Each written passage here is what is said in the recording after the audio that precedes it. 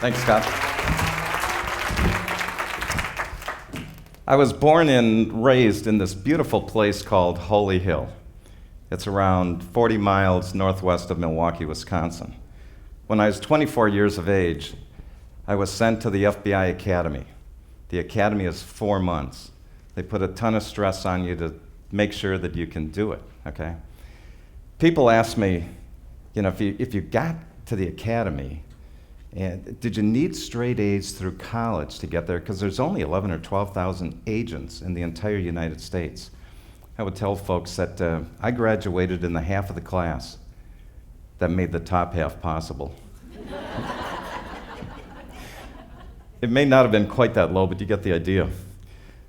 Quantico, Virginia, the FBI Academy, 4 months. The 9th week is the most important. That's when you know that you have passed all the major exams. The exams out there that you had, anything under an 85 was a failure, and if you failed 2 exams, you were out. Also in that 9th week, you found out where you were going to end up for the next few years of your life. There were only 2 places you didn't want to end up. One was New York City, the other was Detroit.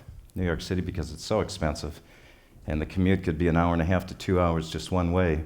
Detroit, because it's Detroit. I mean, you just don't hear anything positive about the city. Every classmate gets up, they have their envelope, they stand in front of the class, just about like I'm doing here. 25 or 30 other agents are standing in the back of the room because this is a big deal. Where are you going to end up? I open up my envelope, it's Detroit. I go to Detroit, Michigan. I remember calling my folks that night, and my mom answered the phone. This is a true story. I told her, well, Mom, I got Detroit. For the next 30, 45 seconds, my mom's crying on the phone. I had to tell her, Ma, I'm going. You're not. You get to stay in Holy Hill, all right?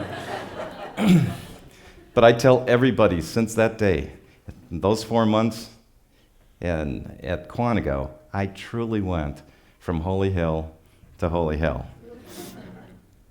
Who here has been to Detroit? I mean, so you know what I'm talking about, a little bit anyhow.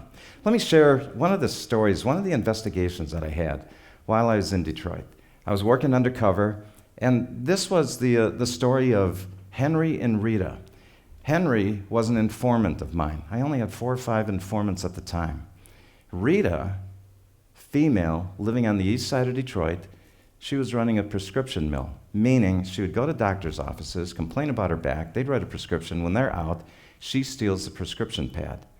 She then makes copies. She's selling them out of her house or wherever she can. She's making big money, thousands and thousands of dollars a week. And this was in the early 80s. So I'm supposed to meet Rita at a McDonald's at 11 a.m., all right, one morning. I get there early. Rita, I had bought prescriptions a couple times from. She's always been on time.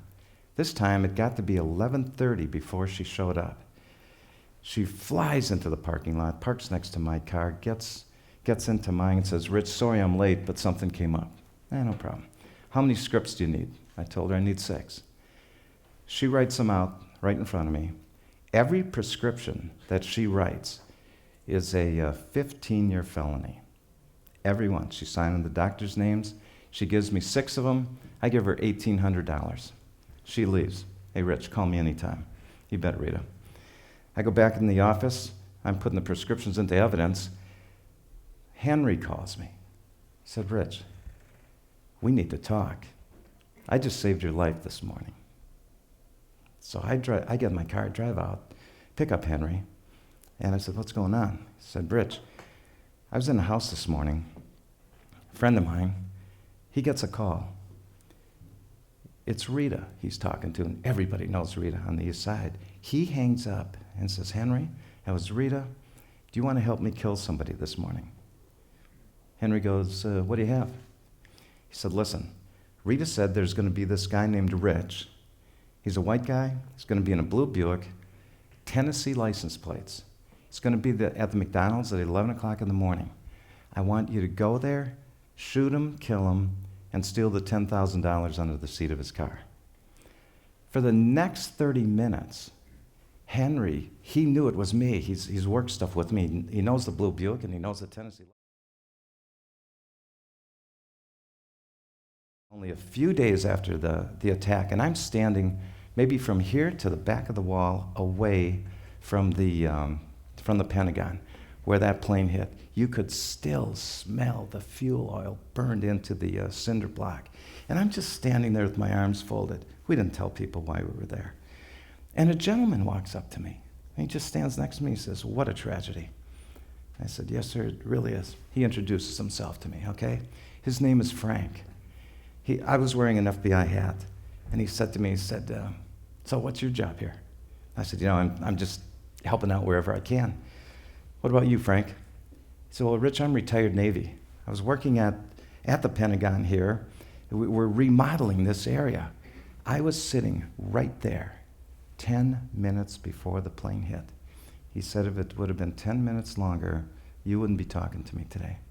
But he said, "I got up, I walked outside, and I walked around the helicopter pad, the helipad." And he said, "I heard this noise." And he said, "I looked around, and here was the plane. It was coming right at me. I began running, but I knew I couldn't outrun this. So I decided just to lay on the ground. I thought I was going to die in a few seconds." He said, "I heard the roar of the engines, felt the wind from that plane, and in a millisecond, bam, the plane hit the Pentagon." Frank was the closest person outside of the Pentagon when that plane hit.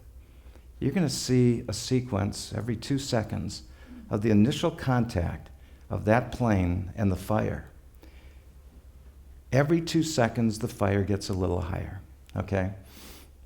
This came from a camera on the west side of the Pentagon. This is what Frank is seeing.